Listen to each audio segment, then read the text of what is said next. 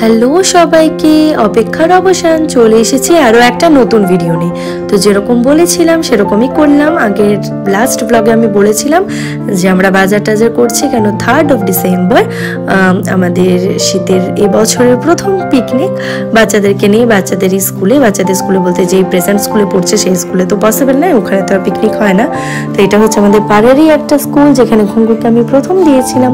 বড় স্কুলে দেওয়ার আগে এই স্কুলে প্রথম দিয়েছিলাম, তারপর ওই স্কুলের লিস্টে নাম বেরোনোর পর ওই স্কুলে আমরা দিয়ে দিই। ঘুঙ্গুরকে একটু ছোট বয়সে স্কুলে ভর্তি করা হয়ে গেছে। ওর ক্লাসে এখন যারা যারা সব পড়ছে তাদের থেকে ঘুঙ্গুর সব থেকে ছোট বললেই চলে, মানে বেশ ছোট আর কি। তো 1 বছর 1.5 বছরের ছোট ঘুঙ্গুর নার্সারিতে যে পড়ছে। তো এই জাস্ট ও 4th ইয়ার কমপ্লিট হচ্ছে, মানে তারপরের দিন যেদিনকে পিকনিক তারপরে 4th of December ওর 4 বছর পূর্ণ হচ্ছে। তো এটা হচ্ছে 3rd of December আর এটা হচ্ছে 2024-এর প্রথম পিকনিক এই শীতের আর কি। তো এই যে ঘুঙ্গুরকে রেডি করে সকাল সকাল স্নান করিয়ে আর আমিও ভালোভাবে স্নান টান করে ফ্রেশ হয়ে চলে এসেছি। আর সামনের এখানে আমরা আজকে পিকনিক করব, সারাটা দিন আজকে এখানে হই হুল্লোড় চলবে, বাচ্চাদের খেলা, বাচ্চাদের মজা হবে, মা যথেষ্ট মজা পাবে আজকে, কেন ওদের জন্যই তো আমাদের পিকনিকটা করা। কারণ ওরা একদমই এখনকার দিনের বাচ্চারা আপনারা সবাই জানেন যে কীরকম ঘরে বন্দি হয়ে গেছে, একদমই বেরোতে পারে না। তো ওদেরকে যেভাবে আমরা খুশি দিতে পারি আর কি সেটারই চেষ্টা সবসময় আমাদের চলে। মারা আমরা সবসময় ভাবি যে কোথায় নিয়ে যাওয়া যায়, পার্কে নিয়ে যাওয়া যায়, এখানে নিয়ে যাওয়া যায়, তো এরকমই একটা ব্যাপার। সবসময় আমরা চাই যে আমাদের বাচ্চারা কীভাবে ভালো থাকবে, তার সাথে তো অবশ্যই আমাদেরও ভালো লাগে, এই নয় যে শুধু বাচ্চাদের জন্য, আমাদেরও ভালো লাগে যে আমরা সবাই একসাথে থাকবো, গল্প করবো, সারাদিন একটা হই হুল্লোড়ভাবে ভালোভাবে কাটবে। তো এই যে চলে এসেছি আমরা। তো এখানে যে সমস্ত বাসনপত্র আমরা ডেকোরেটরের কাছ থেকে নিয়েছি, তো ডেকোরেটর আর কেউ না, সেটা হচ্ছে সৌমিত্রদা তো ডেকোরেটর ক্যাটারিং দুটোই করে। আমি 2-1 ব্লগ পরে আপনাদেরকে সেটা সমস্ত কিছু ডিটেলস, কেন সৌমিত্রদারই একটা কাজে, মানে আমার খুব প্রিয় একটা বান্ধবী, তার গৃহপ্রবেশে আমরা যাই এবং সেখানকার প্রত্যেকটা জিনিস সৌমিত্রদা নিজের হাতে করে সুন্দরভাবে করে। তো খুব ভালো করেছিল সমস্ত কিছু কাজ, তো সেই সমস্ত কিছু ডিটেলস আমি পরে দিয়ে দেবো। তো এইটা পিকনিকের বাচ্চাদের টিফিন সাজানো হচ্ছে, ওদের জন্য আমি বলেছিলাম যে একটা করে কেক, একটা করে কলা আর একটা করে ফ্রুটি নেওয়া হবে, তো সেটাই নিয়ে আসা হয়েছে। আর প্লেটসে আমরা খুব ভালোভাবে সাজিয়ে দিচ্ছি। এবার বাচ্চাদের আমরা ব্রেকফাস্টটা দিয়ে দেবো, আর আমাদের জন্য আলাদা ব্রেকফাস্ট, আমাদের জন্য আছে মুড়ি, চানাচুর, একটা করে চপ।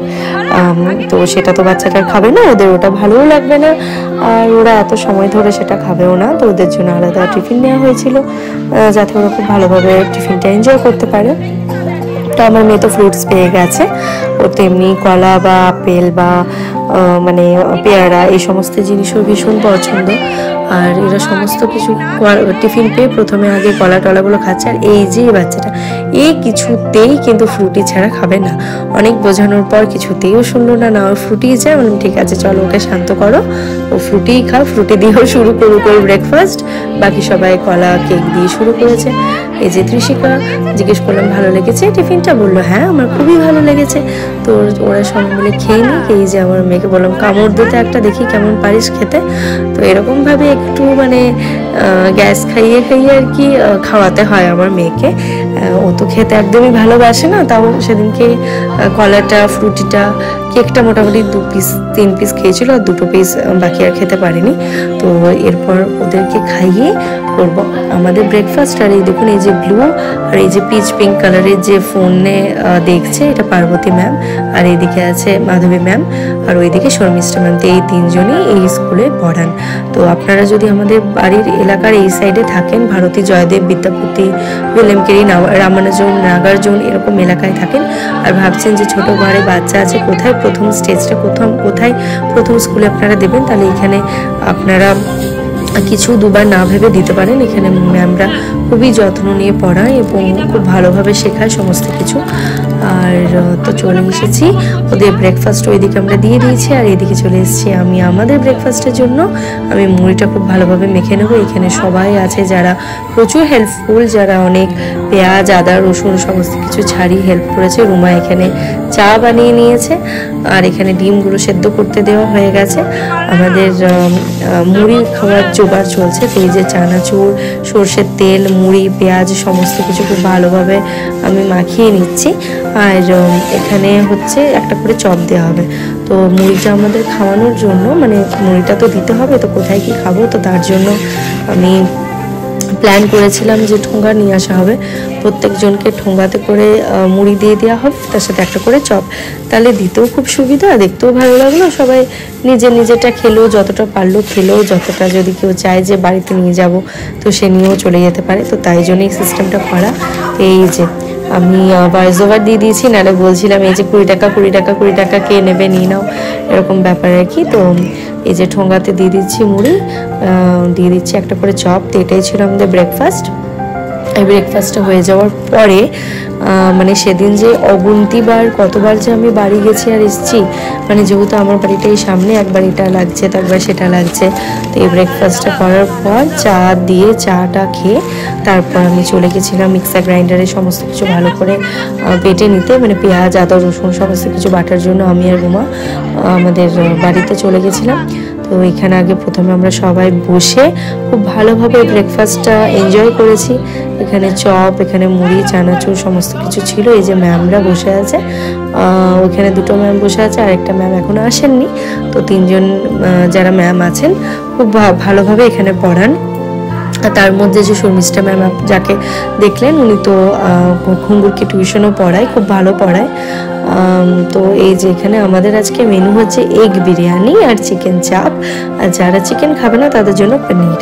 তো সেই ফাঁকে রুমা নিয়ে এসেছিল মিউজিক সিস্টেম, সেই মিউজিক সিস্টেমেই গান চালিয়ে দেওয়া হয়েছিল। আর এই যে এরা সবাই নাচানাচি করছিল। আমার এখানে চলছিল আজকি রাত, তো সেটাতে ওরা গান স্টার্ট করে দিয়েছে, নাচ স্টার্ট করে দিয়েছে। আর আমরা ওইদিকে একবার করে রান্না করছিলাম, একবার এসছিলাম। এখানে ব্রেকফাস্ট করে সমস্ত কিছু বেটে নিয়ে আসা আমাদের হয়ে গেছে। এরপর আমরা লাঞ্চের প্রিপারেশন স্টার্ট করব। তো তার মাঝে যতটুকু আমরা সময় পেয়েছি একটু এনজয় করেছি, কারণ রান্না তো করবোই, ওটা তো মানে করতেই হবে, পিকনিকের মানেই তো খাওয়া দাওয়া এবং রান্নাবান্না করা। কিন্তু তার ফাঁকে একটু গান করা, একটু নাচ করা, একটু গল্প করা, সেগুলো তো লেগেই থাকে। তো এই যে দেখুন নাচছে, ত্রিশিকা খুব সুন্দর নাচছে আজকে রাতে, আর আমার মেয়ে একটু করে ট্রাই করছে। এই যে ও একটু চুল ফুলগুলো নড়াচ্ছে, এটুকুই এখন করতে পারছে।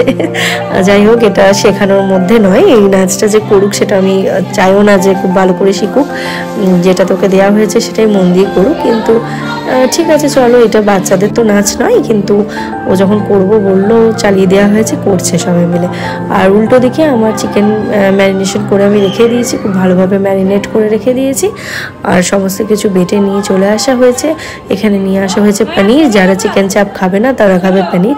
এবং চিকেন চাপের যে মশলাটা দিয়ে আমরা বানাবো, মানে ধরুন ওই মগজ বাটা, কাজু বাটা, তারপরে পোস্ত বাটা, তারপরে আদা পেঁয়াজ রসুন বাটা, আর থাকবে দুধ, আর থাকবে ফ্রেশ ক্রিম। তো সমস্ত কিছু দিয়ে ভালোভাবে ঘি থাকবে চিকেন চাপে। তো ওরকমভাবে পনিরটা আমরা বানাই। এই যে এটা হচ্ছে যে হোয়াইট বাটাটা আমরা বেটে নিয়ে এসেছি, সেটাতে কাজু বাদাম মানে কাজু বাদাম বাটা, মগজ বাটা, আর ছিল পোস্ত বাটা।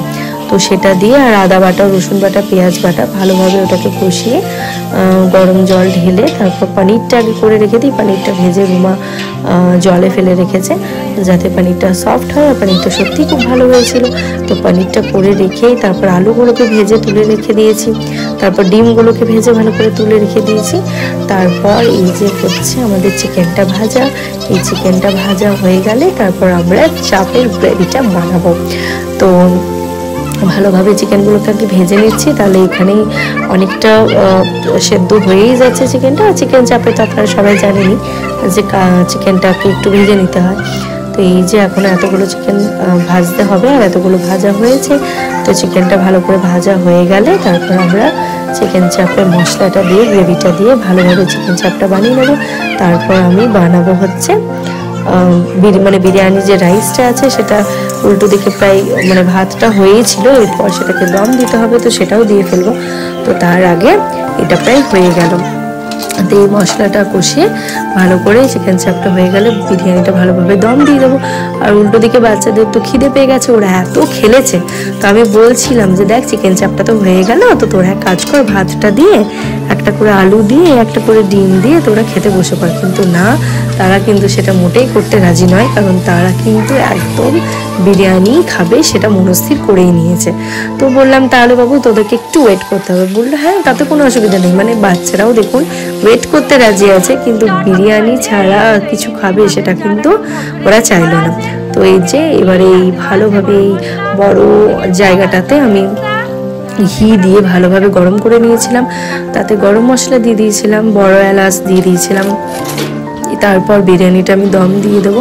তো দম দেওয়ার জন্য লেয়ারিংটা স্টার্ট করছি। প্রথমে ভাতগুলো দিয়ে দিচ্ছি, ঘিয়ের উপরে আমি ভাতগুলো দিয়েছি।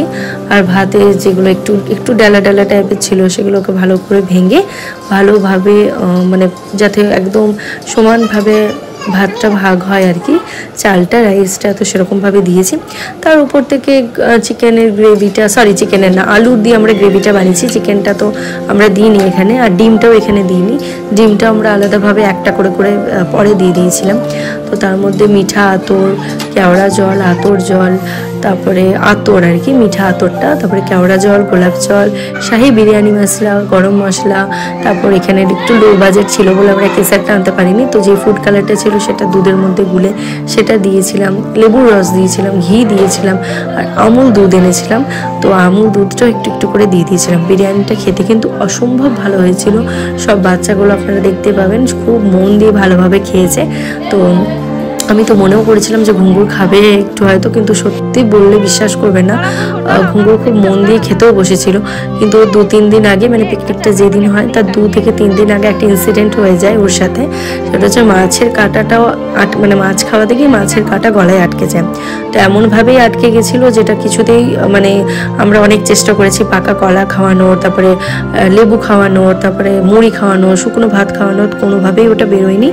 তারপরে সন্ধ্যাবেলায় ডক্টরের কাছে গিয়ে হাঁ করে চিমটের সাহায্যে কাঁটাটা বার করতে হয়। তো তারপর তো করে এতটাই ভয় হয়ে গেছে যে মুখে কিছু লাগলেই আর খেতে চাইছে না। আর বাচ্চারা সেদিনকে কী হারে যে খেলেছে সেটা মানে না, মানে কিছুতেই কাউকে আমি বোঝাতে পারবো না। বালি নিয়ে যত ইচ্ছে সবাই খেলে গেছে, এবং সেই দিনটা কেউ কাউকে বারণও করেনি। ওরা, আমার মেয়ে তো দেখছেন সকালে একটা ড্রেস পরে এসেছিল, তারপর আরেকটা ড্রেস, তারপরে বাড়ি যাওয়ার আগে আবার আরেকটা ড্রেস, 2-3বারও ড্রেস চেঞ্জ করতে হয়েছে।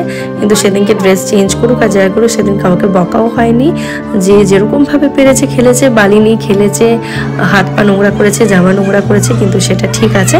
কারণ বাচ্চাদেরকে সমস্ত কিছু জিনিসে যদি আটকে দেওয়া হয় তাহলে ওরা কি চাইছে কি চায়, মানে নতুন কিছু ওরা শিখতেও পারে না। আর মানে মনে কষ্টও হয় যে না আমরা এটা চাইছি। আমরাও তো বলুন কত কত কিছু করেছি, এখানে পড়েছি সেখানে পড়েছি, এখানে গেছি সেখানে গেছি, এরকম ব্যাপার।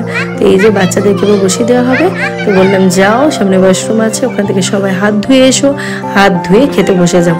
তো ঘুঙ্গুর মন দিয়ে খুব খেতেও বসেছিল। তো এই যে চলে এসেছি বিরিয়ানিটা আপনাদেরকে একবার দেখানোর জন্য। তো এইখানে পেপারে ঢাকা আছে, এটা হচ্ছে চিকেন চাপ। চিকেন চাপ করে উপর থেকে ফ্রেশ ক্রিম দিয়ে দেওয়া হয়েছিল বেরেস্তা। দেখতে যতটাই সুন্দর হয়েছিল খেতেও ততটাই সুন্দর হয়েছিল। চিকেন চাপটা খেতে ভীষণ ভালো হয়েছিল। তারপর এটা হচ্ছে বিরিয়ানিটা দম দেওয়ার জন্য ঢাকা দিয়ে উপরে অনেকটা জল দিয়ে আমরা ওটাকে দম দেওয়ার জন্য করেছি, যাতে গন্ধটা না বেরোয় আর বেশ একদম ভারী টাইপের থাকে, ভারী ঢাকা থাকে যাতে না বেরোয় গন্ধটা। এখানে বাচ্চাগুলো অধীর অপেক্ষায় বসে আছে যে কখন আমরা বিরিয়ানি পাবো। দেখুন আমি বললাম হ্যাঁ বিরিয়ানি হয়ে গেছে, ইচ্ছে করছে খেতে? সবাই বলছে হ্যাঁ ইচ্ছে করছে। তো এবারে আমি বিরিয়ানিটা আনবো। এই যে ঘুঙ্গুরকে বললাম বিরিয়ানি খাবে? তো বললো হ্যাঁ খাবো। তো চলুন বিরিয়ানিটা আনা যাক। তো এই যে বিরিয়ানিটা হয়েছে ঠিক এরকম দেখতে হয়েছে, দেখে কতটা বোঝা যাচ্ছে জানি না, খেতে কিন্তু ভীষণ ভালো হয়েছে। তো এবার ওদেরকে বিরিয়ানিটা দিয়ে দেবো। একটাই যে জিনিস যে ঘুঙ্গুর এত কষ্ট, মানে এত কষ্ট করে সকাল থেকে আমি রুমা সবাই মিলে বা সবারই সহযোগিতায় যে বিরিয়ানিটা এত সুন্দরভাবে বানানো হলো, প্রত্যেকটা রান্নায় যে খুব সুন্দর করে হয়েছে, সবারই বাচ্চা কিছু হলেও খেয়েছে, কিছু হলেও না মানে বেশ ভালোই খেয়েছে সবাই। কিন্তু ঘুঙ্গুর একদম খেতে পারলো না, কারণ ওর মুখে একটু কিছু লাগা মাত্রই ও বলে উঠছে যে এটা কাটা। দেখুন প্রথম 1-2 বার খুব ভালো হলো, এটাই ছিল প্রথম এটাই ছিল শেষ। তারপর যে মুখে একটু কিছু লাগলো, মানে হয়তো আমার মনে হয় লবঙ্গ বা দারুচিনি কিছু একটা লেগেছিল। তারপর থেকে বলছে না মা ওটা কাটা, আমি কিছুতেই খাবো না। মানে উপর প্যানিক হয়ে গেছে, একটা ট্রমার মধ্যে ও যাচ্ছিল তখন। এতদিনে এসে যেদিনকে আমি ভিডিওটা এডিট করে দিচ্ছি সেদিন হচ্ছে 17th of December। এতদিন আমি ব্লগস তো দিইনি, তো আজ পর্যন্ত বললে বিশ্বাস করবেন না, ওর ভয়টা খুব একটা কাটেনি। মুখে কিছু গেলেও ভাবছে হয়তো কাটা বা কিছু হবে, আবার হয়তো ওকে ডক্টরের কাছে নিয়ে যেতে হবে, এরকমভাবে বেরোবে, সেটাই ওর ভাবছে। তো যাই হোক, দেখুন এখানে বাচ্চাগুলো খুব মন দিয়ে খাচ্ছে। আর এই যে ওর মা দেখাচ্ছে যে আমার ছেলে কতটাই ভালো খেয়েছে, একদম থালা একদম চেটে পুটে খেয়েছে। সেটাও বলছে ভীষণ ভালো হয়েছিল খেতে, বিরিয়ানিটা, চিকেন চাপটা, পনিরটা সবই ভালো হয়েছে। তো তারপর মিষ্টিও ছিল, একটা করে নলেন গুড়ের রসগোল্লা। তো সমস্ত কিছু দেওয়া হয়ে গেছে, আর এবারে আমরাও খেয়ে নেবো। এই যে পূজা, এই যে জানবীর মা যে পড়াতে আসে আর কি, এখানে আমাদের বাড়িতে টিউশন হয়। তো এই যে সমস্ত সবাই বসে পড়েছে, সবাই খাচ্ছে, খাওয়া দাওয়াগুলো খুবই ভালো হয়েছে। তো আজকের দিনটা সত্যি ভীষণ ভালো কাটলো। এরপর এদের সমস্ত সবাইকে খাইয়ে তারপর আমি, রুমা যে বান্ধবীটা, আর হচ্ছে ম্যামরা সবাই মিলে আমরা খেতে বসে গেছিলাম। তো ভ্লগসটা এত দূরে রাখলাম, ভিডিওটা এত দূরে রাখলাম। যদি ভালো লেগে থাকে প্লিজ তাহলে লাইক করবেন, সাবস্ক্রাইব করবেন, নোটিফিকেশন বেলটা অন করে রাখবেন। ভালো থাকবেন, সুস্থ থাকবেন। চলুন, টাটা।